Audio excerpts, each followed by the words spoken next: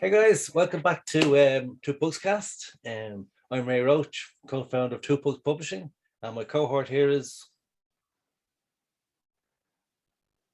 Jim Lavery, artist extraordinary, and in cahoots with Mr. Ray Roche on and Two Pugs. Just occurred to me, Ray, we call this Two Pugcast. That means that you and I are the two pugs. yeah, right? sure, yeah. As long as I'm the good-looking one, I don't mind. The shock-looking one. Yes.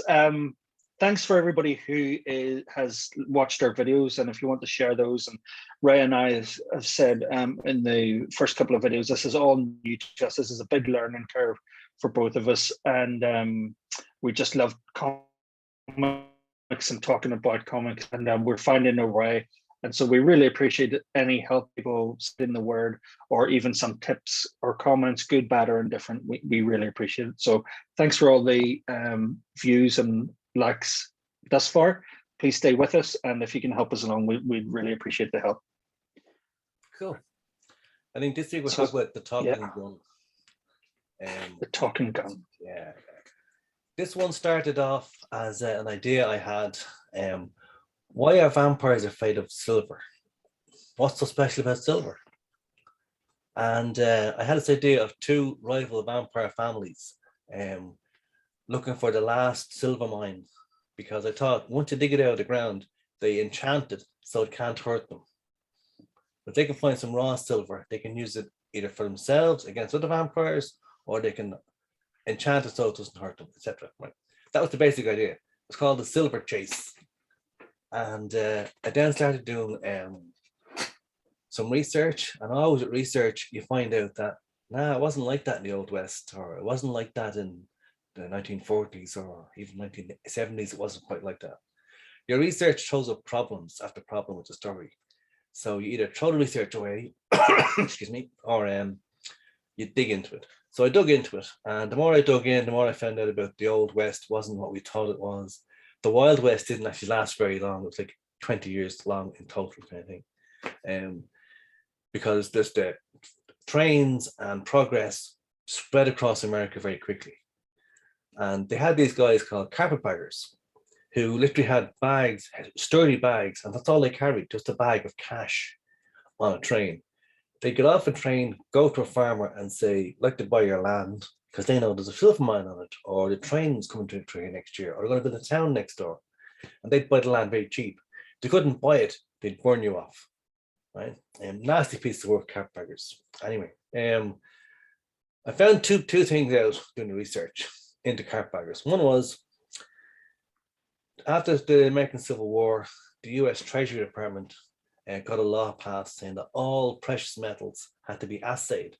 That meant it had to be weighed, and the purity had to be looked at and recorded. So they could keep an eye on how much silver, gold was actually in the circulation. And these carpetbaggers were trying to buy up these silver mines and things like this. Anyway, they thought there might be silver, and because the way things work is natural erosion of the planet has pushed all these precious minerals up out of the earth, and then it washes it downstream. So we had to go to the source. So you go to the source, which is the mine itself. It's the purest you get. Right? So that was one thing I found. The second thing was American Indians. Guns. They figured out what guns were very quickly. And it was years and years before they realized that there's a new type of gun in the market called a Gatling gun.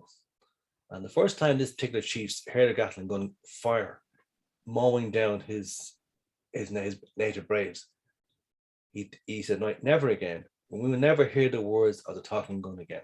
And I read that in a letter that someone had written and became part of a book. Cormac Murphy, very well-known Western writer, he included it as notes on one of his books. And I thought, the talking gun, So then I forgot all about the vampire chasing in the silver mines, and it became this story about instead of Native Americans, what about vampires who don't really keep up with modern day things because they sleep during the day, they don't really watch television, read newspapers. And what if they encountered a Gatling gun at the wrong time during a fight? And I said, okay, So instead of having an English family and a Russian family of vampires, Jason, I had a hierarchy of vampires. So you had the top guy is Greek, top person is Greek, sorry. This guy is Russian. He converts this English guy who's a lord who turns this American soldier during a battle. When he turns him, he finds out once he draws his blood, he draws his memories as well. And he says, this family have a hidden silver mine on their land that they don't want anyone to know about because they're afraid of progress, destroying America. You know, so the English vampire lord turns this guy and then sets him free to go home and convert the town into vampires and keep that silver mine safe when the English lord gets there. Mm-hmm. But the problem is, it's a slow process turning into a vampire. And this man's his sense of who he is and his character keeps him just human enough to get home. Instead of taking over the town, he fortifies the farm. And it was sort of Salem's Lot type thing, where one vampire comes in and slowly takes over a town bit by bit, buys up the town, buys up the bank, buys up the sheriff, you know, takes control. And I also wanted it to be a rootin' tootin' shoot 'em up kind of Western, you know. So, and my favorite Western of all time was The Wild Bunch. So I thought, Salem's Lot meets The Wild Bunch, and that's Talking Gun. That's Talking Gun. It's brilliantly. That's a brilliant summary of it. So people picking up a copy of the Talking Gun or interested and want to get their hands on a copy and read it. You described it to me whenever we were talking about it. This was a real. I think this is the first time you described it as a labor of love. This is something that's been gestating for a really long time. Yeah. So this, even though we started off fantasy and crime, you had this Talking Gun percolating in the background. This is something this is a real passion. So although none of us who ever are into comic books haven't written several by that stage, always talk with enthusiasm and this is what you want to do. So whenever you sent me the script through, I thought, oh, blimey, right, it's a real epic, and you can almost break it up. So there's leaving the old world. This is the story of the West, isn't it? And of America. There's leaving the old transition from the old world. The vampires almost seem like that European old world kind of thing coming to the new world. And I started to go, who is the main character in this? Maybe there isn't. Maybe there isn't a central character. It hops back and forward, and there's these threads going, different threads going along. Who would you say is the main character? If they're having a main, or who would you say? Well, the idea I had was that there's no main character that you follow, no point of view that you follow. That it's this guy Bart.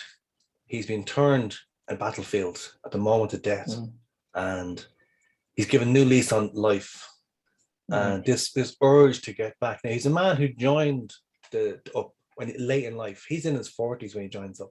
He's left a 20-year-old wife at home to go and fight in the war that he believes in. That's how much he believes in it. So this sense of self, I'm an honourable man, that carries him to the war, carries him through. Then he gets bayoneted or whatever. He gets wounded, and he's saved by a vampire. And that sense of self takes him back to his family. But he regresses in a certain way. He loses that sense of honor on the way home. Vampirism I saw was the things in life that we strive for that suck our soul away. The Gordon Gekko, greed is good. I've got everything I want, but I don't want anything I have now. Nothing means anything really. Counting it, this multi-billionaire wandering around his room and see these things. I paid this as a Picasso. This is $50 million. This is a such and such. It's $100 million. They don't know the value of everything, but not what it's really worth. Don't appreciate anything. So as he goes back, he's literally traveling back through his life, but moving forward through the story. So when he gets home, he's a rejuvenated young man. He looks younger than the wife he left She's been at home, digging in the dirt, keeping the farm going, raising a child at a time when there wasn't a lot. They were at war, and everything they made on the farm was being taken away for the war effort. And this country was only getting back on its feet 6 months later. A year later, it's getting back on its feet. And he is a thread, but he's not the main character. He's only a symbol. No. There is no main character. The character is, the main character for me is family. Family of vampires. The family at home, the homestead, the ideals he has to get back to. The American way of life, which is you pour your blood into the soil, and for what? So you can be buried on it. Then your family take over. The next generation do the same thing. It's what the vampires are doing. They're constantly making the same things again, making the same mistakes. So there is no main character in this. This is an ensemble book. It's not like a teen book, not like the X-Men like that. It's more or less. No. The way you see Stephen King when he writes a book, he gets you under the skin of the character. You meet the failed writer who's gone home to Salem's Lot, and he's facing the fears from his childhood. You meet the girl he left behind. You meet the vampire who showed up. You meet the local people who are all being slowly coerced and changed into vampires. But every chapter is from like their point of view. So there's no real main character, although the main character, if you want one, is the writer. But but really everything else happens from other people's point of view. And that's what this is. Each thing that happened, what happened on the farm, the farm is, that perfect thing that Americans have, and everyone has that. A home is always beautiful, always wonderful. Sun's always shining there, the grass is green, and the sheep always baa, there's only a scene in the trench, and it's a very closed in feeling. It's a claustrophobic feeling when he's in the trench and during the war. It's not, it happened during the bloodiest battle on American soil ever happened. Like 100,000 men died, because they hadn't changed the tactics. They still had lines of men marching against guns that could mow them down and against mines and artillery. They hadn't figured out that warfare was changing. Whereas in Europe, they were figuring that out slowly but surely. And so the war part is very closed in. It's very from what he sees, and it's focused on his face, and when he looks up, he can't move, so he can see the stars, and that's it.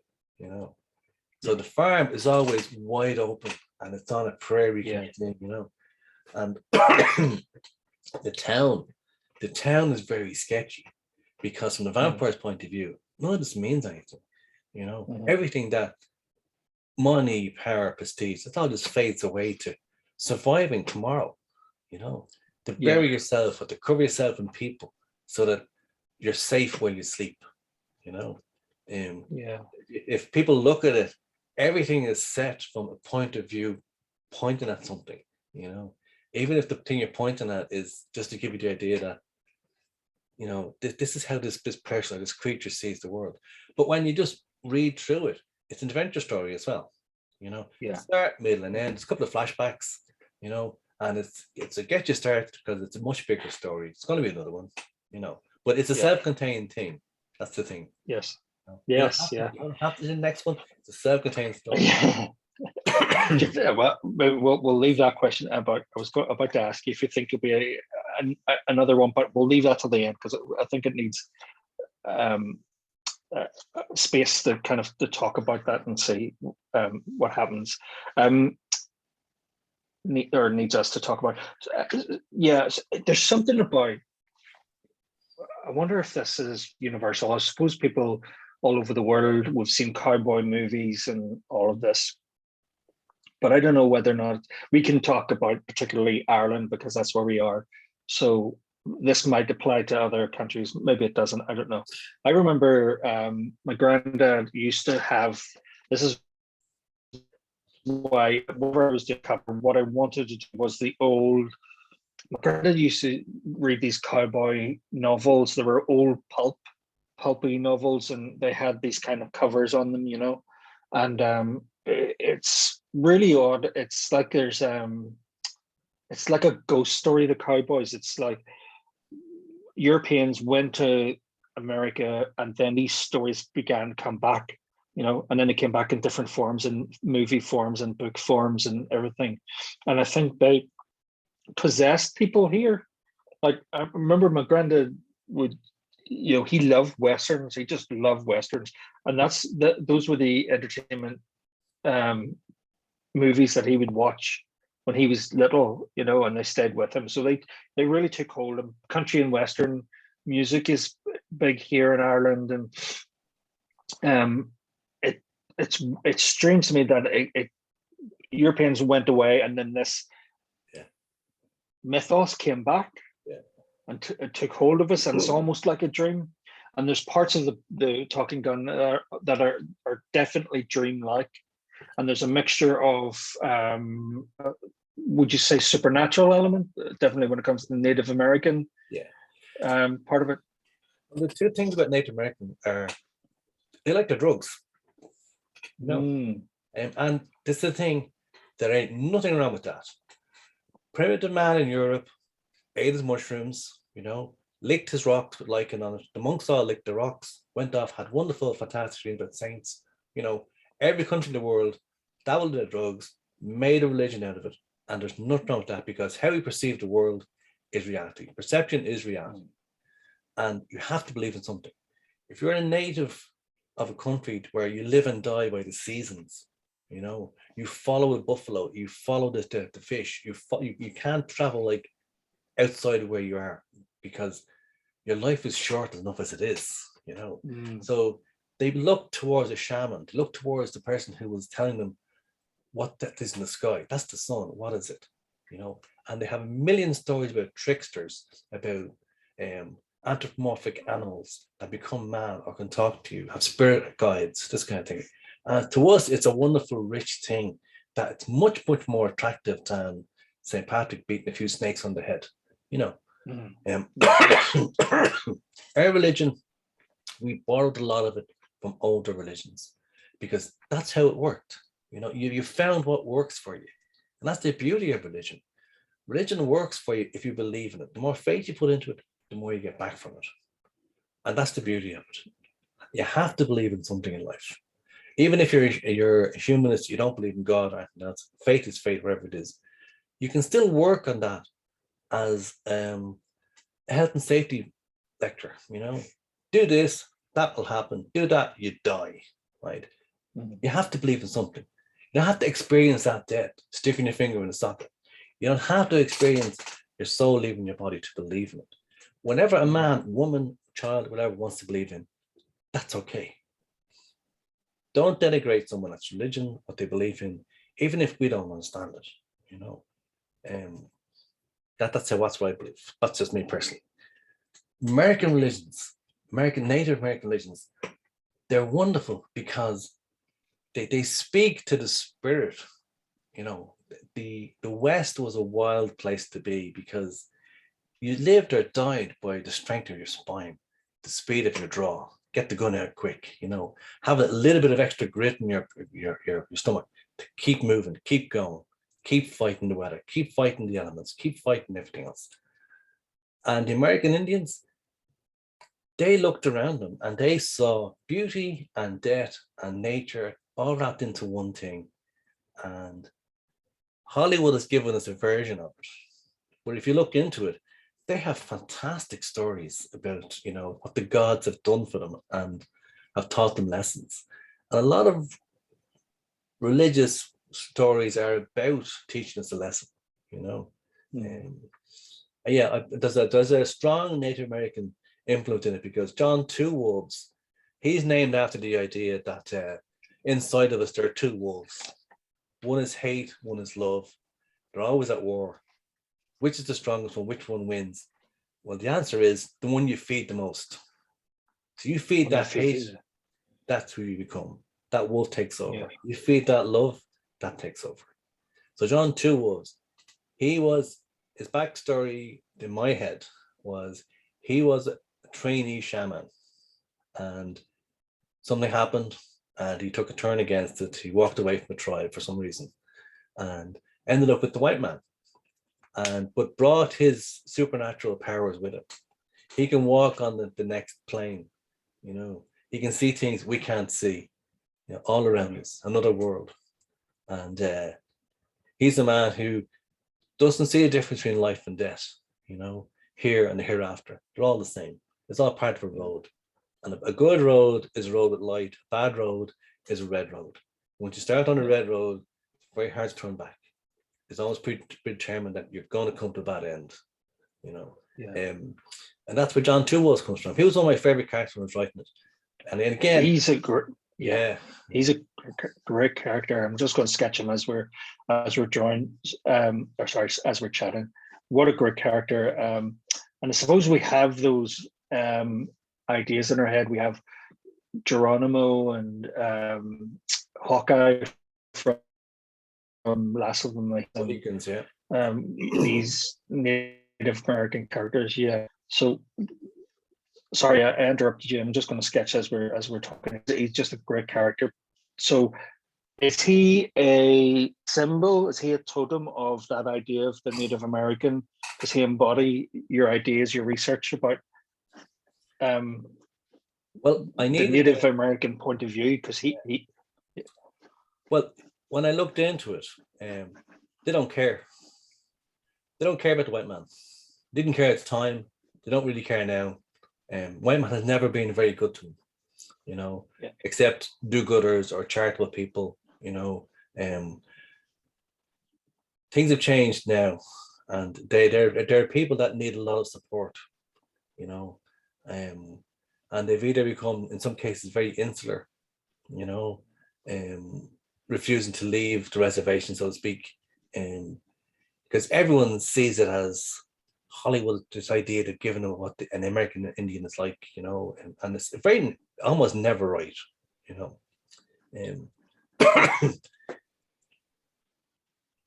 John I needed a character who could bridge the gap, bridge two worlds of like the white people who were breaking the land, who were putting down farms, who were charging ahead of the railroad, but then who decided to have an argument over slaves. And that became the close thing they'd have to a world war there, the war between the states. And there were American Indians who were involved in that, as scouts, as they supplied a lot of meat for the army, that kind of thing.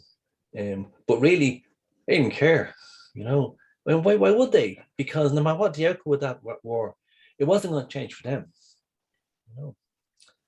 But what he does, he's there to incorporate that supernatural element, because he recognizes that the vampire, he embodies the bravery, you know, the that nobility that we all feel, that if a man could be closer to the roots, could be to live by his wits, and you know, be true to whatever he believes in, you know, that noble savage, that's the wrong way of putting it, but he is there so that we could have a supernatural element and have someone who would understand the vampires, because all ancient religions have a vampire in them around the world. There's two things I found everywhere: clowns and vampires. Every religion and every country in the world, they have a history somewhere on the line of clowns being important or vampires being around. Wow, I didn't know. Yeah. Excuse me. So I needed someone, and I had this character on the back burner that I'd written a couple of short things about this clever Indian who was meeting white men. I did a few short stories.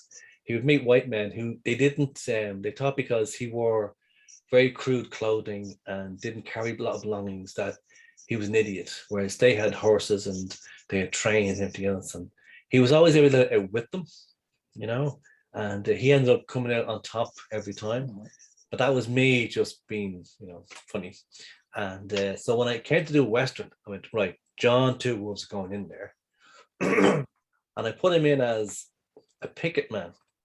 These were soldiers who were left at strategic points to catch deserters, because deserters, people don't realize, some people would leave a battle or leave an army for all the right reasons. They had enough. They were heading home. And Yeah. other people left because of the wrong reasons. They were the nastiest piece of work, and you didn't want them attacking homesteads or getting to towns that were basically, a lot of the healthy men were at war. And gangs of these guys would appear in American history. Around from about 1866 to 1870, these guys would show up in gangs of like 6 or 8 of them, and they would run riot through a territory or a town. So the army had these guys who would be at strategic points, who would recognize these guys and would pick them off, you know. And John had been working, in my mind, for the army, shooting buffalo, providing meat for the army. And in his mind, he's been paid more money to stop these guys deserting. So he thought, I'll do that. Very pragmatic man, this guy. You know, he sees everything in black and white, and he knows that death isn't the end. You know, we go on to something else. And if you're destined for hell, well, that's not his problem. You know, he's just opened the door for you. Off you go. That's where he comes in at the start of the story, and he meets our young vampire, Bart. And that's very good. The way you just do that, it amazes me every week now. You know, I can see that. I know who that is before you even started. Yeah. But yeah, John Two Wolves has all the answers. He's closer to the earth, closer to know what's really happening around him than we are, because we're so full of, we have to make money, we have to do this, we have to get possessions, a house, a homestead, be part of the, you know. There's a real romanticism about it, isn't there? There's this kind of this belief that these people, or native people around the world, have a connection that we don't, a connection to nature. And that's really odd coming from Ireland. You know, we're such a reliant on agriculture in our country. You think, well, hang on a minute, what is it? These people represent Native Americans, this connection to, and I think it's more exactly what you were talking about. It's more that they seem to have, they see their connection to nature as spiritual. We have our connection to nature is really, I think, because of it's lost any spiritual connection to it. It's more machine. Yeah. You know, we've got cows and fields, and and sheep and pigs and all. It's an industry. That. Yeah. And it's an industry. It's an industry, and I think that when we don't hunt, there's no hunting, and so in Native American, that romantic idea of them, they've got that connection to the animal. You know, they thank the animal that they've killed. So they've got that respect and connection then to nature on a spiritual level that we haven't. We've cut that tie. We've severed that. It's really interesting. You were talking about drugs and mushrooms and everything. There's a guy, I must look it up, who's an expert in mushrooms and fungus and fungi and everything. Ecologist. But they were talking yes, and he was talking about the connection in Europe. Separation when alcohol comes in. Basically, when alcohol comes in, mushrooms go out. Yeah. And it used to be really straightforward. If you wanted to have a spiritual trip or spiritual vision, you would just go along to the wise man or whoever it was, and you'd say, you don't want this. Yeah, no problem. There wasn't you went down, you had some mushrooms, and you had your visions and everything, and you would be guided through that kind of. There's a European ayahuasca tradition. Oh yeah. It's sort of coming back, but it wasn't like a separation. It's just easy. Yeah, you feel like it, you're up for it, you're feeling down or depressed. You need to speak to God or the gods. Yeah, no problem. It's not a big deal. And the symbol of, I think where he was talking about, how Adam and Eve. The story of Adam and Eve, the apple of knowledge, and an apple's kind of innocuous. And what he was suggesting was, just as you were saying, we've adopted a lot of the Christian celebrations we have, Christmas and Easter and so on, are adaptations of older religions in Europe. And one of the older religious stories from Europe was not an apple as a symbol of knowledge, but a mushroom. Really easy. It was literally there. If you wanted to speak to God, you take a mushroom and you have a vision or a trip or something. And it wasn't some sort of, there was no priest in between. It was just another European tradition that Christianity adopted, except they snuck out the mushroom and said, no, it's an apple, because then you need a priest, you need a priestly class, Right. to keep the doors closed, and then you've got to go through them to see God. You've got, instead of, you just go and take a mushroom and things. So sorry, that's a wee bit off track, but just it just, those connections you were talking about, that spiritual connection with John Two Wolves to the natural world, and how they have their tradition of how you have that connection. So you have these two, Bart and John Two Wolves. To me, I mean, even the way you had written the story, right? Everyone's a character, and the landscape is a character. The town's a character. Everyone's a character. They're all characters. All these characters. But to me, these two are almost like the what would you say, the narrators or something, where they're pushing things along. Is that fair?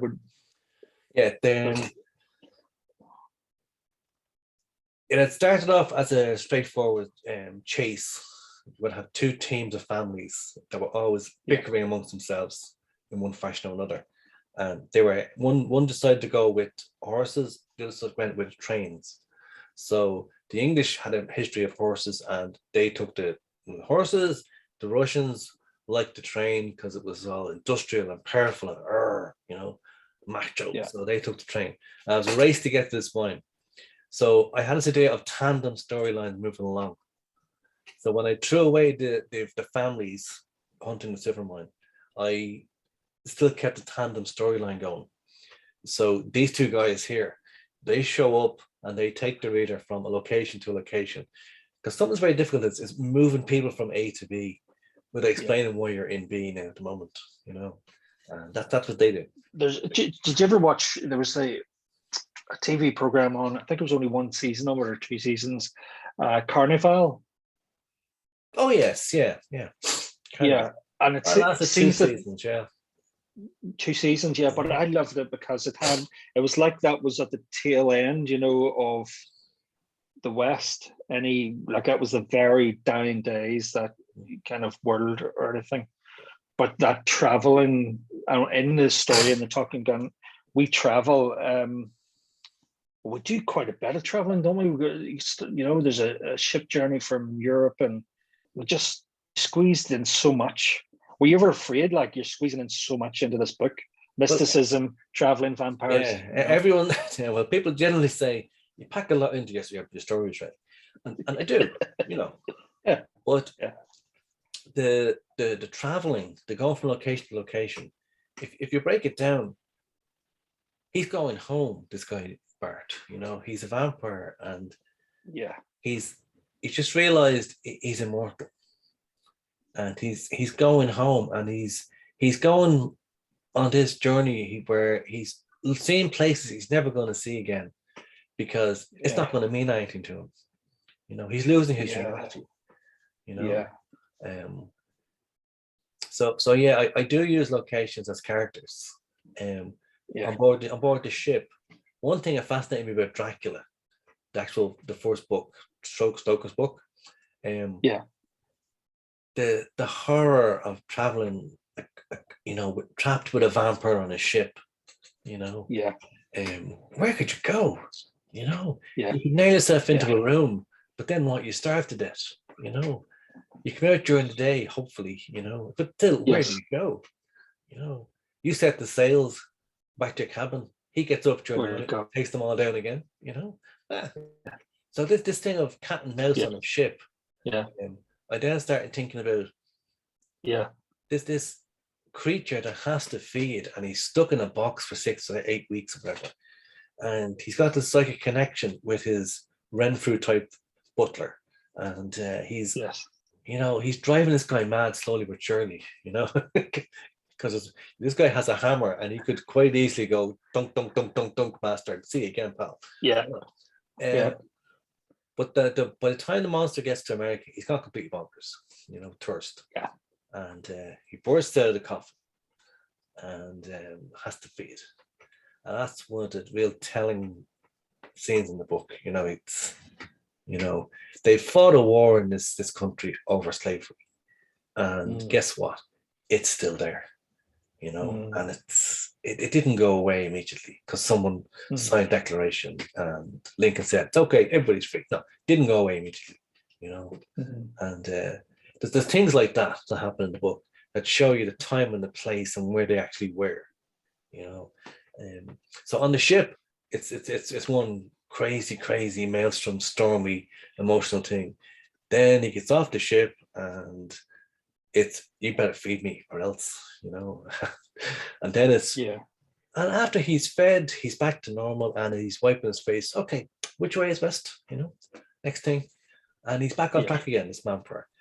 Vampire Willard, he's one of my favorite characters, because he's not completely over the top, although he loses cool a couple of times, but he's very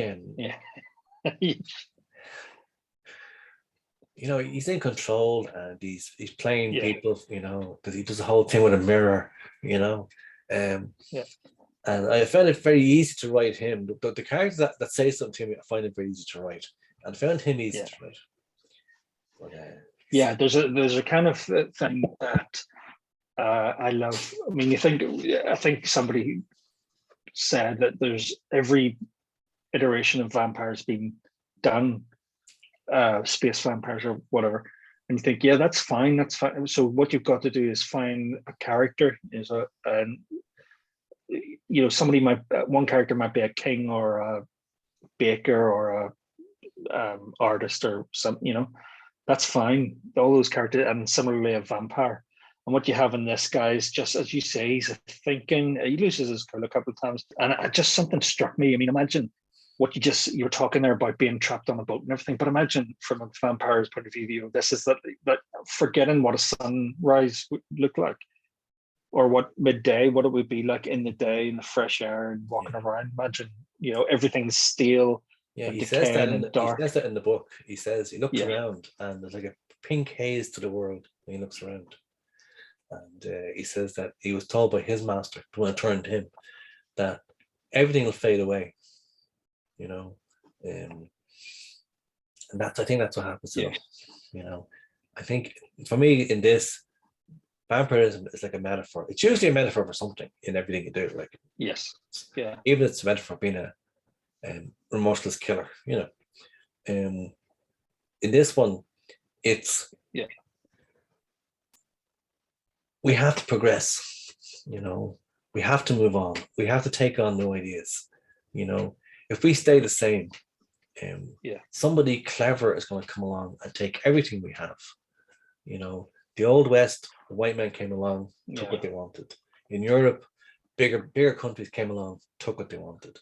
The vampire here, he's coming along, he's taking what he wants, but he's not moving with the times. He has his casket. The casket gets damaged. What's he do? He takes it to a casket maker, to fix. No, you buy a bigger, better bloody casket. You get one made out of steel. When it can't be damaged. No, he's died in the wall. Now these aren't vampires that have soil in their coffin. These are different vampires. They don't care about crosses as much, but the silver, there's something in raw silver that they need. But he's very much a creature that stalks. You see him when he moves in the window. He's either standing still like a tailor's dummy in the window, or he's stalking. It's very unusual. So I love it, Jim. Well done. It's good. It was so much fun to draw, and you think he kind of, again, I can say it every week. It pops off the page whenever I was reading the script. I don't know who this guy is. You describe it really clearly, and it's the kind of thinking. He's smart. That came through really clearly, and he was well dressed, and and then there's this side to him, this obviously this horrendous, this horror side of it. And I never know whether or not to go with vampires. I've seen so many vampire films that I don't really find them frightening. It's not frightening. It's one of those guys, when a vampire or a character, an evil character might look at you and say, they've conned you into it. It's almost the trickster, the devil kind of, I've got you where I want you. I can, it's not fangs and blood and snarling like an animal. I don't find that frightening at all. It's like you might have willingly walked into his trap. That's more horrifying to me, that terrifying, I've got you, you're under my spell and you're going to do this, and there's none, like you lose your free will. And he's that kind of vampire. That's the kind of vampire he is, plotting and thing. And you think that you're acting in your own interests, but you realize that this not necessarily this being a plan, but that he's been manipulating things the whole time, which is much more terrifying. I find that much more horrifying. As I was reading the book, an idea came to my head, and I thought, I wonder, I think I've thought this myself, but I think Ray's planted this in my brain and it's making me think that I thought this myself. So do you know the really famous tour of Britain, or maybe of Europe, of Buffalo Bill? Oh, yeah. Met Queen Victoria. Yeah. He met Queen Victoria. Yep. And I thought, is he setting me up as book 2 where there's a sort of equivalent, like John Two Wolves goes, almost chases the vampire back to Europe?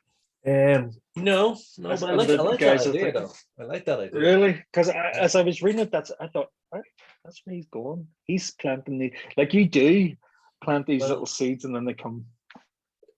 It was always supposed to be a race, right? Right. So at the end of the book, I'm not giving it away, but John Two Wolves is in a position to go in a very fast race against another vampire. And that vampire is the one that turned Willard. He's Russian. So the second book, hope we do it next year, it's called The Russian Train. Right? And that's a whole load of men. It was a different story, different characters. But it'll be John Two Wolves and a slightly older. Caleb is the boy. He's the boy on the farm. He's slightly older. Yeah. John Two Wolves still there. The Russian has arrived in America. And again, there's a bit of a race to get the silver as far away from them as they can, and the Russians are coming for them. So and it also it will have Chinese female ninjas. So that's the other part of it, isn't it? Because there's all those forces at that time, all those forces vying for position. There's that push west, and then when they get to the west coast, there's the Asian influx coming from China and everything. Wow. So we're going to do this in 2 parts. So the first part we've talked about, that's the background from it. I want to ask you though about, you inked this as well. Yeah. Terrific. I mean, I just forgot. And you did a terrific job. We'll try and find some pages for the thing. So for everybody watching, Ray does these things. I think sometimes he sits down and said, what can I, like this masochistic. Yeah. How can I punish this guy? Just see what he does. Like let's see where his limit is. So you have this scene where they're sitting around a campfire. Every cowboy story I reckon is there's a campfire scene, and you can't. What I was thinking about, the campfire scene in Blazing Saddles? Yes, with the beans. Where they that was my inspiration for that. Yeah. So I was thinking about that. Yeah, was it really? 100%. That's what I had in my mind when I thought about this. So this everybody has a new page here, and we'll. Yeah. I on that scene, Blazing Saddles, Slim Pickens, feeds all his men in all Kevin movies, people ate pork and beans, right? And the problem with beans is they make you fart. Yeah. So in Blazing Saddles, um, one Yeah. one of the guys at campfire sits up, farts, then somebody else does it. Then Slim Pickens comes in the baby's saying, "Boy, you've had too much beans." You know, at the time, back in the 70s, this was the funniest thing schoolboys had ever seen on television, on movies, right? Yeah. Now it's forgotten about and it wouldn't raise an eyebrow, right? But back then, it was incredible. And I had these guys who are, they're basically the Wild Bunch, you know, the surviving members of the Wild Bunch. And I thought, this is Pike Bishop and his gang, you know, and I have them spread out and I have to give them all like little titles and things so people can differentiate them at the start when you meet them. So there's no confusion later on. But it is, every good cowboy movie has this campfire scene, or they're passing around a bottle, or they're having sips of coffee, or they're eating pork and beans. But yeah, this is a labor of love, this book. And you know, you read the first artists on it. There were predecessors who on it who fell at the first hurdle. They really, yeah, it was too challenging for them, basically. yeah, And that was my fault, you know, because I threw this huge, dense script at somebody and they couldn't do it, you know. And you have tons of, well, you have tons of experience in life and just being focused on something. And you'd worked on several other projects with me as well. So when I handed you a script, you went, "Yeah, another one Ray's going to do. Okay, let's see what he's got." So you were ready. So when you got to this page like this, you went, "Well, I can do this." Yeah. Other people had tried it. And yeah. Well, I'll do. One case, this page broke an artist. Now, the poor guy, I've absolutely fantastic art. I got to tell you, he's just out of this world. He did a scene in the where the vampire wakes up out of his coffin and bursts out. And there's that page, I nearly cried when I saw it. But I have these pages, I can't use them, you know. I paid them for them, I can never use them, you know. They're on my computer, my desktop. They pop up now and again, and I go, that wasn't bad, you know. But it would have been a different book, you know. Yeah, it wouldn't have had the same. You brought out different things, John Toole especially, things like that. You brought that out and made it a different character than even I thought. That's what you do, you know. But this page here, it just flummoxed somebody. So and I understand why now. At the time I was cracking and saying, "What's the problem?" Now I know what the problem is, because you have what we have in the script. We have a campfire setting. We have huge promontory in background with a vampire at the top of it coming down. This is impending danger. These guys think they're the shiz. They're at the top of the food chain. The apex predators. Nothing can beat them. They've survived the war between states. Nothing can kill them. And they sit there and talk about which is the best gun for killing men, guys. Yeah, they think they are it. There's a creature coming that could eat them all, you know. And it needs to be far away in the distance. So I needed like this promontory, I needed this happening, I needed background, middle ground, foreground, I needed perspective, I needed an awful lot in there. But when people see the page, they don't realize how much mind bending you have to do to get all that in like this shape. For my mind, it was panoramic, it was huge. But getting it down into that, it's an art form, literally an art form, you know. And that's one of my favorite pages. I love it, you know. It was it was. So then I wanted to ask you. Then you came to ink it. Yeah. So and that's when I realized, I shouldn't do this. No, you've done it. I'm really impressed. So this would be the second. Is this the second time you inked something? Yeah, I did. I mean, Clowns, and then this one. Wow, great! You really, for your second book and you did just a terrific job. Really, really terrific job. So I'm really impressed from your second attempt at it. And you know, I'll be 100% honest with you. When I got my copy, I realized I was reading it, and I read through the thing, and I didn't realize, because just for everybody watching, what we came up with the thing where if I give you my pencils, it wasn't really enough. It needed a bit more, but I couldn't give you full inks because that would slow down. So what I did was I used the inking I did it digitally, and I penciled, but with an ink brush. Yeah. So you got my pencils, but they had a wee bit more to it. And then I would just X in the blocks of black ink, and then you filled in those. And so, yeah, I really, really terrific job. Really terrific job. Really, really impressed. But you didn't give yourself an inking credit, which you should. You really, you should have. I didn't think. But anyway, I'm going to tell you something, because so we have this scene, and as you say, it's sort of sprawling, but it's intimate at the same time. Exactly. That's tough. Okay, so we've got this huge rock feature, and you've got these guys sitting around. Now, the thing about it is, and I was reading the script, you've got 4 guys. So here's a couple of problems. This is for people constructing an illustration. So let's say you've got 4 guys, 1, 2, 3, 4. Okay. I'll put that in the center of the page.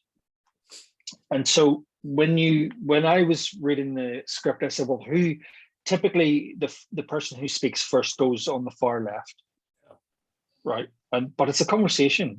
This guy says something, but this guy might say something in response, but then this guy might say something in response to this guy. So it might go 1, 2, 3, 4, in terms of thing.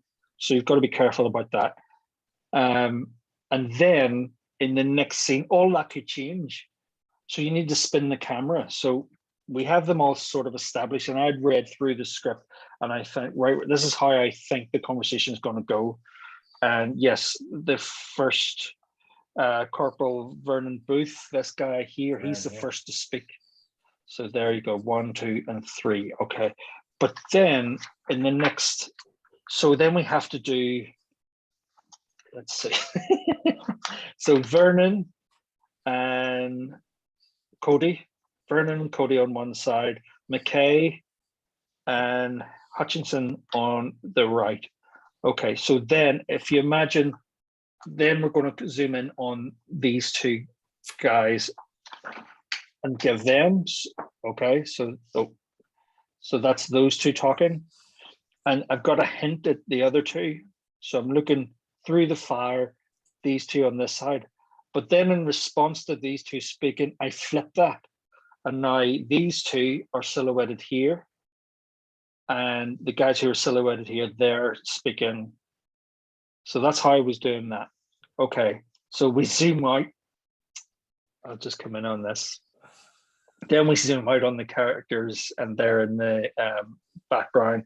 And I've got to just hint at this creature coming in. So in the next page, it goes bonkers, right? You can see it kind of, there's still a conversation. So how am I keeping track of all these characters? Right, okay, I'm going to show you just how I did that. What I had to do was I had to give them each a silhouette. And what I did was I used the hats, and I give them really distinctive shape of hats. So one had a bowler. Oh, just pull that down a bit. Bowler, I think, let's see now, I'm just reminding myself. Yeah, there's a bowler. There was the what do you call him? Character, the Jack Palance character. He had a sort of flatter. Yeah. In Shane, yeah, he had the kind of flatter. Then you had this really pronounced kind of V shape. And I think that had a kind of rounded top. And I can't remember the 4th one. I think the 4th one was just a sort of mid in between. And so that's how I got around it, so that I give them all a really distinctive hat, and then and cloaks as well. So one of them had a kind of, he had a kind of furry collar like this, and I think what he had a denim jacket, so it was just that kind of shape. So all of these things help me keep track. I'm trying to think. He had a kind of poncho almost down. I can't remember the last one. He's in there somewhere. Yeah, Jack Palance had a necktie, cravat or scarf or something. So that's how I did it. That's how I kind of tried to keep track. But then again, something would happen. So this chap gets grabbed. He's, and the script might say, Cody gets grabbed and he says, shoot him, Vern. And so you got to know who everybody is and where they are in relation to each other and who gets grabbed. And the camera was going around and then somebody gets shot in the leg. I'm not spoiling, not going to spoil about how it concludes. Boy, that was it. So I'm thinking about it. I'm going, well, where are they? Where can I put and the camera was dictated by who's speaking. So what happened was Vern got grabbed by this creature. So he's got to be center in the camera. And then I can't remember who spoke first. Well, I say first I want them over to the left. Okay. And then who responds, put them on the right. So where does what's the camera looking at? You've got to get this guy over here and suggest. So yeah, that was but it was great fun, it was really, really great fun, challenging. And what happens is you go back to the script. It's all in the script. That's what people, and you were available then whenever I needed to. I can't remember, I probably did ask too many questions, but going back and forward. But if it's not in the script, it gets confusing. And as long as you follow the script, it's fine. But little tips like that just help me kind of know who I was looking, who was supposed to be where. Yeah, and you're only talking about, I think a sequence lasts about 1, 2, 3, 4, 5 pages, 6 pages in total. So it's and 1, 2, 3, 4, 5, 6, about 6 or 7 panels per page, and then zoom in little details, like somebody pulls a knife out of their coat and back and throw that in. And by the end of it, like I was cockeyed. It's like, what's he done? He's enjoyed that. I hope he's down there somewhere just laughing to himself to think. So yeah, that was the thing. But then I handed all that over to you and you made sense of it. Because I was just thinking about how much of the black I didn't do. There's loads of black I just didn't do. But you did it. You got it all in. And there's loads of details. The Jack Palance character's blowing a cigar. There's a little puff of smoke. The bushes and, saddles. They're sitting in saddles. You've got all those details. They knock over the pot, over the fire. One gets shot in the knee and the leg there, and the horses are all in there. And you got it all. It's all there. You didn't miss out anything at all. You didn't take any shortcuts. Yeah, it's really impressive. Really, really impressive. It's when you finish something like that, and like the clown's outfit, the checkerboard effect, you sort of take out the little checklist and you go, never again. And you make a list of things, never again. Yeah, I don't know. It was great fun, and I learned an awful lot doing it. And when it was finished, I went back to the script and I amended the dialogue. I put in a lot more names so people know. Yes. Okay, Vern, okay, this. So people give clues to what was happening, because it can be confusing. When the camera swings around 180, I find it very confusing, because you have to sit, you have to tell someone where it's pointing now. And then you realize you've forgotten something. I'm writing it and I've forgotten something already with that switch around. So if I've forgotten it, God help anybody else who has to follow me, like you or the reader. Yes. Yeah. So I learned an awful lot, I do it differently next time, doing it again. Maybe this would be a really good question to end this. This is part 1. So we'll do another part next week. So maybe this question would be a good place to end part 1 on, because by the time I ended this book, and I'm fairly certain to this point, this was the longest single book I'd done. I'm fairly sure it is. Would you say then, because I've had writers who send me a script and it's like the Bible, this will not change. This is it. And what happens is you fight back and forth where I go, listen, I'm struggling here with this. I don't think it's important. Is it? And then they insist, no, you've got to draw all the tiles in that bathroom wall there, every single one of them, And you go, Do you? Is that your really thing? No, no. So, and that's not like it's not that way with you at all. I know that you're always really open for me to show things, but you'd said there that when you'd finished, I sent the artwork to you, you inked it, and then you added. Then my art change? Yeah. Now was that for? Does that God, he's put this in, I'm going to have to change this, No. or when you put something on a page in words, yeah, it's setting who's in the scene, what happens, who says this, what happens, who says that, what happens, and they're panel descriptions. And when someone draws it, you then realize, well, that doesn't really work. I've stopped the reader dead in their tracks to read this bit of dialogue. When they're reading a picture, and you do read a picture, you see all the information on the picture, so your brain reads it. Then see the dialogue. It doesn't always gel properly. It's not you, it's not anything. Sometimes what's in the background distracts the reader from the dialogue, or vice versa. So sometimes you can help by changing the dialogue sometimes, making it punchier, snappier, or calling people's attention to something. I do that maybe every third page and things, because I've assumed this is going to make sense, just this bit of dialogue. Then when I see the picture, I go, well, I never thought of that, so I have to change what I'm saying, and I have to mention certain things that I forgot to put in script. If it's not in script, you didn't think of putting it in, how could you? So I have to mention it in some way. So every third or fourth page, I'll have amended my text in some way.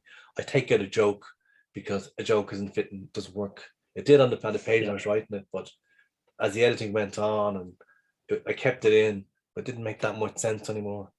So I'm always changing the lettering.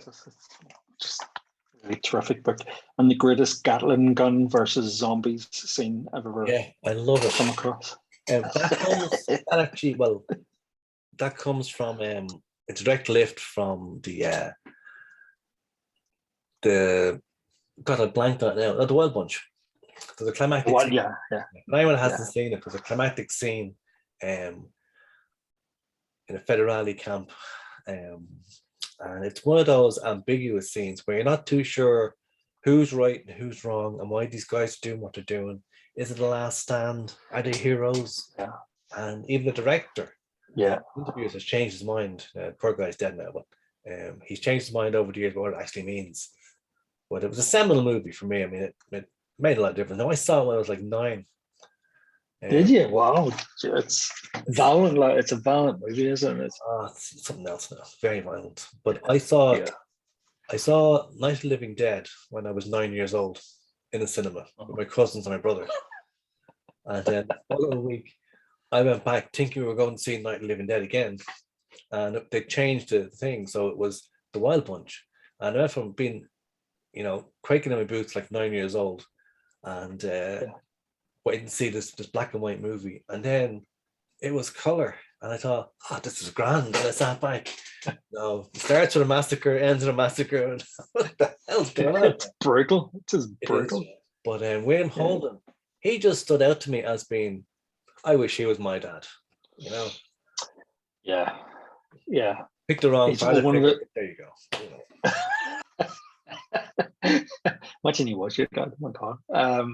There's another. What do you call there's another Western where the Gatling gun, and it's an Eastwood film, and he's got the Gatling. Yes. That's a much better Gatling gun. That's an earlier version. Gravity fed, not belt fed. And it's a much more quirky gun. That was the real talking gun. That version. That was the talking, but in Josie Wales, that's great fun. The multi-barrel. It has several arming mechanisms, firing mechanisms. Whereas the one in the Wild Bunch, that's a belt-fed gun with one trigger. Right. Much easier to use. It didn't jam as much. It overheated, but had problems. It's crazy. These things come back. I almost think of them almost in they're almost like still photographs, the image I have in my brain from these westerns. And so there's but then I watched about a year ago, I think I watched High Plains Drifter. I hadn't Oh, seen it yeah, before. yeah. It's an odd film. It's peculiar. Really like it. I really, really love it. But it reminded me then again. So we're talking Gun has that one foot in the supernatural, and I, that's I played. High Plains Drifter. Uh, Has that kind of feel as well. never thought of that one. Unnerving. It's Well yeah. spotted. It's I never thought of that. Good. Yeah. yeah. Yeah. I was thinking of because it's just that got that slant. It just feels there's something going on there. It's just got this uneasy feeling. Our book is not Yeah, the one, West. you know. No. No, people think westerns. It's yeah, Shane Yeah, or Waltons or whatever, but it's not. You're right. yeah, It is more High Plains Drifter, which was written by yes. the guy who wrote Shaft, Oh, the really? original story. Yeah, and Right. Okay. they Yeah. they sort of toned it down a bit from what I hear from the original script. They toned it down. They had it was incredibly gory and violent. Now the movie still is gory and violent, but apparently there's an edit out there that's it's really graphically violent that the censor did in Ireland anyway did not like. I've never seen it, Yeah. but they toned down the supernatural and the gory element. You know, it starts Right. off. That the one starts off with a rape. Yes. Yes, Yeah. that's the one. Yeah, that's the movie. Yeah, Yeah. that's a very Yeah. popular. It's brutal. It's a Very brutal popular. film. Yeah. Yeah. It I shows you remember how. being in. What? Yeah, Sorry. it No, just just I saw it when I was really young, and then I watched it there about a year ago, and I'd kind of forgotten about it, yeah. But I remember watching it when I was young and going, not really sure what. It's really unnerving. I think that's the best way to say it, isn't it? It's unnerving. There's something about it that's just real brutal. There's a brutality to the film. But talking gun, the one thing I didn't want to be a Clint Eastwood western because I love his westerns. I love his movies so much, you know. Then when he finally finished directing, his musical biopics of people are fantastic, you know. Mm, Because he points the camera at something and doesn't flinch, you know. yeah. I didn't want Talking Gun to be a Clint Eastwood western where you were sure the man with no name was going to throw his poncho or whatever it was over his shoulder, you know, and draw quicker than the next guy. There's no real Yeah. fast shootouts in this thing, you know. No, It, there's it not. does it breaks with a lot of conventions as such. Yeah. And because I was trying not to be a Clint Eastwood western or an Alan Ladd western or John Ford western, Yeah. I had to find different ways of showing things that were still westerns. Mm, And that was hard, you know. That was yeah. quite difficult, you know. The prostitute, the saloon, you know, I have to show all these things, Yeah. but show them in a realistic way that this was an old town, like Deadwood, you know. Everything's made out of planks. There were no sidewalks, you know. When it rained, the whole town got washed out, you know. That was the feeling I wanted for the town, Coldwater, and it works that way, you know. It works as an old, not developed, you know. This town was only starting to thrive, and then the vampire came Yeah. along, you know, was never going to make it. So there's no Yeah. point in showing 50 different shops, you know, because it's not Metropolis. It's a town that's only getting on its feet. Yeah. So that's why it works as it is, you know. Like when you see High Plains Drifter, there's a scene where they paint the town red, kind of thing, Mm, and you realize there's only 20 buildings in the whole town. Like, you know, there's not enough building for the people who live there. You know, yeah. you realize it's a film set, and Yeah. you don't mind. And similarly, in this story, we don't show a whole sprawling town. You know, we don't No. see the railway station. There has to be one because he gets on a Yeah. train later on. But there has to be. We don't see it because the Yeah. town is just a skeletal thing. You know, that's Mm, going to be picked clean. Like you were saying earlier, yeah. we would draw every single tile in the bathroom. There's no Yeah. point, you know, because There's no all point. we're interested in is the saloon, the place where we store the wagon, the bank, you know. These are things we need to remember. We don't Yeah. need this division, you know. Yeah. It's very hard picking things out like that say Western and keeping that in, you know. Yeah. Because you know yourself, like you said, you get a Bible of stuff, you know. Yeah. The first couple of books, the art has got Bibles, you know, the scripts are like this height, like, you know. Yeah. No, digitally though, especially Soma. Soma, I was on every day to Michael the artist. I explained every single thing in every single panel. And in the back of my head, I kept saying, is he getting it? Is he getting it? And I get the finished page. And Michael was very slow because he was, I think he was doing a degree at the time. He was working, he was in a new relationship, blah, blah. His life was full. And he's an adrenaline junkie. He's always jumping off mountains and things in between. And I was always terrified, he's going to break his wrist. What do I do then? Like, you know, but I had a great time, Michael. No, very funny. Yeah. But every time I got a page off him, it was spectacular, you know. Yeah. And I went, this is how it's supposed to be, you know. And it isn't like that on everyone, you know. There are comics that are struggles. They're like giving birth to a baby elephant, like, you know, it's tough. And you wonder, is it going to make it? Is it going to make it? Yeah. But I'd learned by the time we met that there's no point overburdening somebody, you know. You've seen 1,000 Westerns. You've seen 1,000 vampire films. You know what you need. No point me telling you everything, you know. I say it's this. And if you notice, our scripts have gotten leaner and leaner, you know. Yes, I have noticed that. Yeah. Yeah. Because there's no point. Jim knows what he's doing. You know, he doesn't me sitting on his back. You know, it's you know. Because I don't need to slow you down. I don't need you wondering, is this pleasing, Ray? Is this working? Because if it doesn't work the first time, we just do it again. You know, just do it again. Yeah. All we're doing is making comics. You know, and that's the thing about it. That's what I'd say to you. You know, so for any writers who are watching, who watch this and thinking, you know, and going in, and there's a lot of, you know, people go off and write their first 100-page book, and you, right, okay. And I couldn't, not that I would ever be asked to, but I could never do an Alan Moore script. I couldn't read it. I couldn't read the script. I just couldn't do it.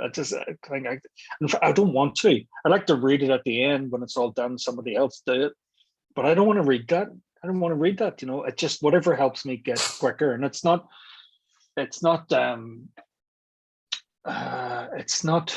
disrespect or anything like that. It's just that I need you know, you're on a timetable, a conveyor belt, and you just need to get on to the next thing. But also, you know, it throws up surprises and collaboration, because this is the most collaborative I've ever done, which is a joy. You know, I can slip my own little ideas in there somewhere, or something that just takes a fancy, and then it'll take a hook.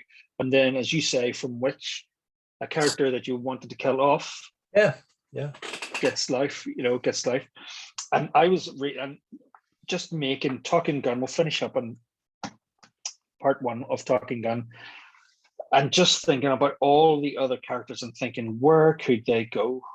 All of them could go somewhere. All of them could have their own spin-offs.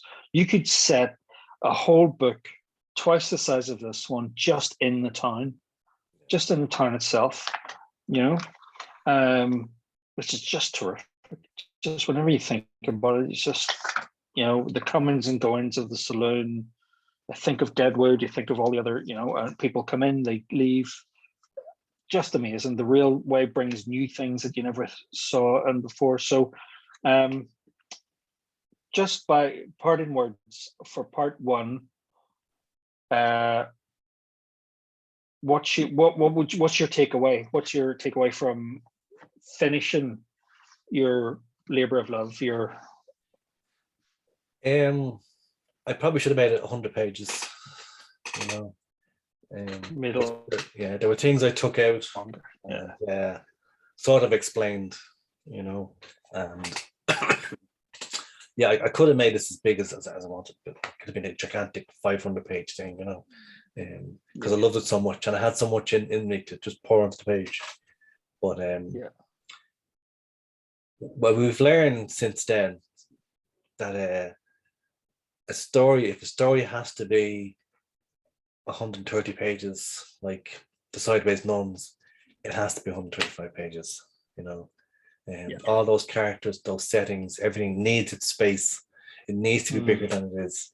And this was the last book I'd cram anything into, you know, and because there's the scenes there that don't get time to breathe, you know. And I found I'm turning from one important plot point, turn the page into the next important plot point, and that's too much for the reader, you know. I set things up a little bit differently, you know. And and again, the cover, you know, I should just send you one line what I want on the cover and then just walk away, you know. I think it was, all I wanted was a silhouette of these guys, you know, on the horizon line kind of thing with long shadows. And you gave me this here, look, you know. I've looked at the cover and gone, yeah, you know, it's the close tie between that and this one up here. Clowns, City of Clowns. Yeah, that's my favorite. But this is a close tie. You know, it's so good. Yeah, it was such an amazing. I had when I finished the thing, I'd send it down to you.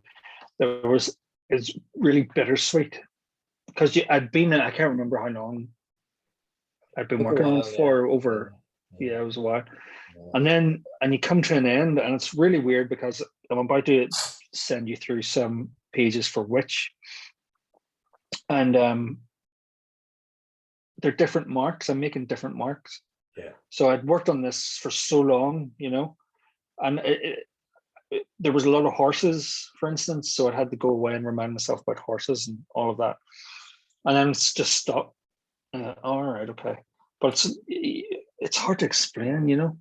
This is what I say when we finish a book, and I say to you, if you want to take a week off, round.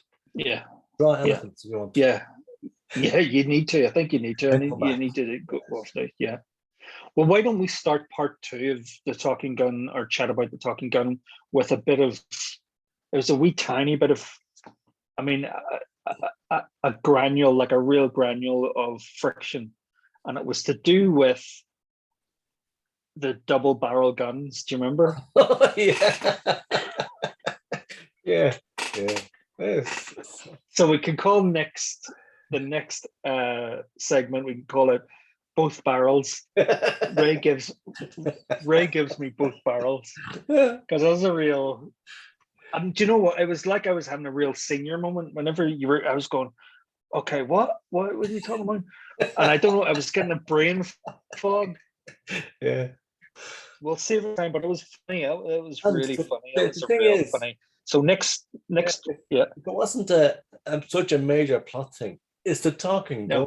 So the gun has to be what it is. The gun's got to be right. That might have gone. It's Jim. Let it go. It's Jim. Like, you know, because even when we differ of opinion, 9 times out of 10, your opinion is better. You know, very, very rarely will I say, "Look, it's got to be this way," because it's never because I want it. You know. Yes. It's always the book wants it. You know, because things I love to do in books, and I can't because it doesn't work in the story. And after I write the first draft, I go, I love that. That's a fantastic scene. No, I can't use it. I can't use it. Take it out. I can't use it. So I never blame anybody. You know, most of the time, the thing you've done is better than what I thought of. You know, but we'll talk about that next week. Yeah, we'll talk about it next week. Well, next week, Ray gives me both barrels. We'll call it, and we're teasing you for you. You've got to come back and find out what we're talking about, what we're banging on about. I love this book. I really, really love this book, and I can talk about it for a year.